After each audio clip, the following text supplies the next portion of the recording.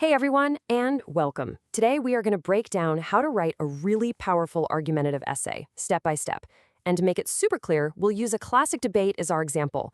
Who was the bigger deal in the art world, Leonardo da Vinci or Pablo Picasso? Let's dive in. Okay, I want you to start thinking of yourself less like a writer and more like an argument architect. Seriously, your job is to build an essay that's so solid, so well put together that it can't be knocked down. Every single piece we talk about today is part of that structure. Every great building starts with a blueprint, right? Before you can even think about building, you have to know what all the parts are. Well, for an argumentative essay, that blueprint is made up of a few key components that give it all of its shape and its strength. So, what is an argumentative essay, really? It's pretty simple. It's where you take a clear stand on something and then you back it up with logic and actual proof. This isn't about your feelings or just saying what you think. It's about building a solid case. Think of it like a really organized debate, but on paper.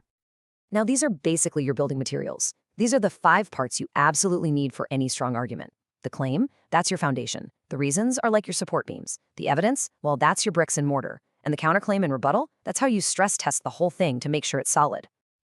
All right, let's get to building, and we have to start with the most critical part, the foundation. Your claim, which is also called a thesis statement, is that one single sentence that your entire essay is going to rest on.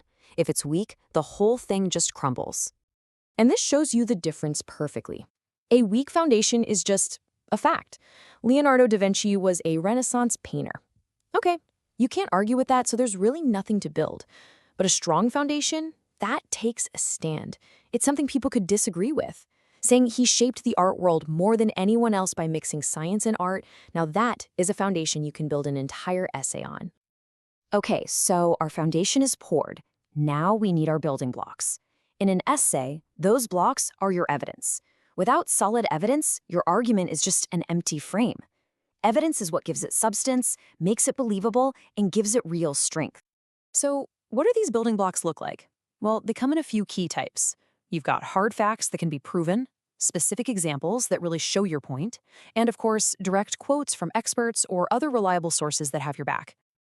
Now, this is so important.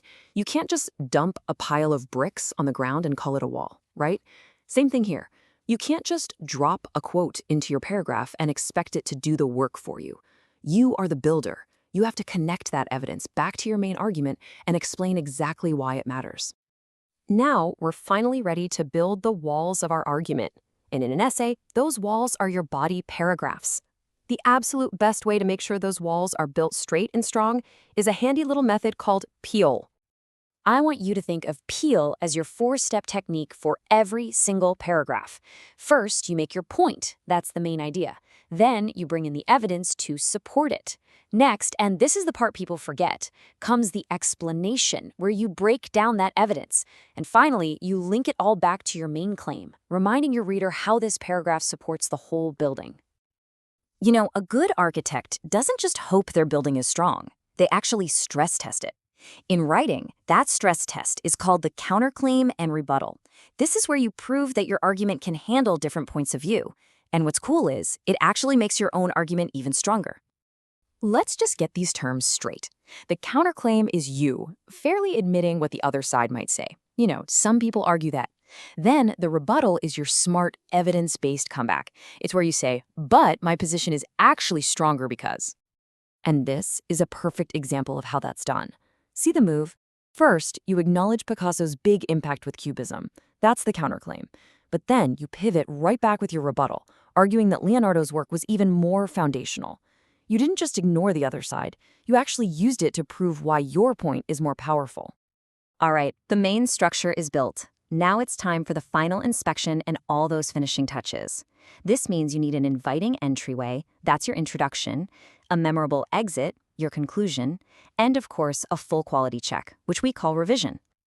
So before you call it done, you have to run through a final checklist. Is your foundation, your claim, super clear? Is all your evidence solid and explained? Did you do that stress test with a counterclaim and rebuttal? This is your last chance to catch any little cracks before you show your work to the world. And remember this, first impressions and last impressions matter the most. Your introduction absolutely needs a hook, a cool question, or a surprising fact to pull the reader in. And your conclusion? It needs to do more than just repeat everything. It should leave the reader with a final, big thought about why your argument was so important.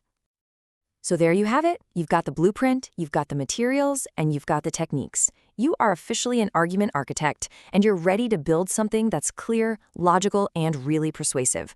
So the only question left is, what masterpiece are you going to build first?